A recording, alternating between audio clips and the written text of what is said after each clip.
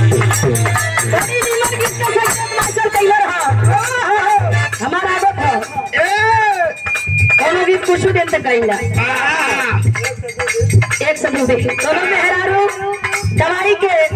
थैली हाथे में लेके बसे बैठल गया कोनो देवर कहता कहां से मेहरारू कह दिया पूछो मत अब पूछा था तो हमारे अंदर से और बुखार तेज न होता देवर कहता देवर नहीं बता दे वो तो ठीक है न रही फायदा में रहबू भौजाई अपने देवर के समझावत दिया या वो देवर से कहत दिया का कहे इहे कहे अरे माना ना पड़े सनी सैया रे ए जी तू मेहरारू कहत दिया वो देवर का भौजाई देवर से कहत दिया अरे माना ना पड़े सनी सैया रे बटना से कहता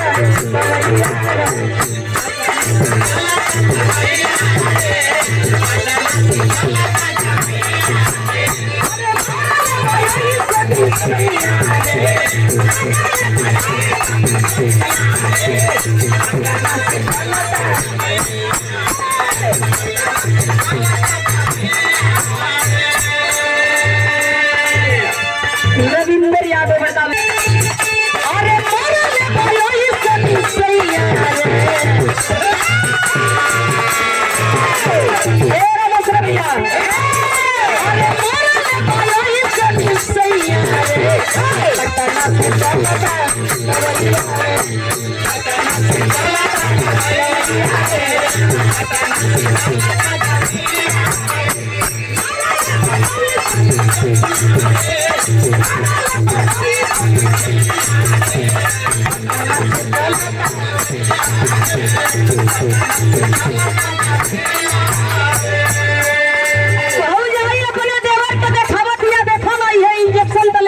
अरे सूल हो बड़का बड़का देवर कहता हाँ तो पापिए न बा काहे नहीं कि छोड़ दे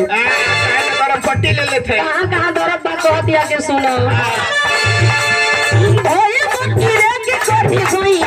रे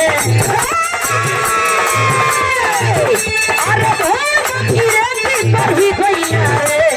पटना के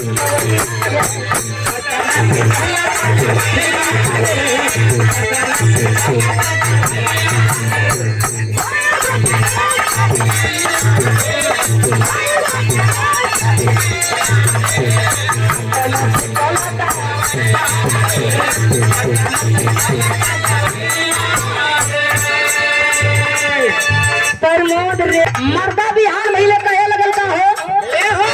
क्या ही वो भी मिली मेहरारू कहती चाय तो मिली नाती का बेटा जरूर चाय मिली तो हमके तो चाय दी मर्दा कहता कि सुनो या बहिने तनी दिन आ गई कपारे पर लेकिन कुछ भइल ना बा का कहे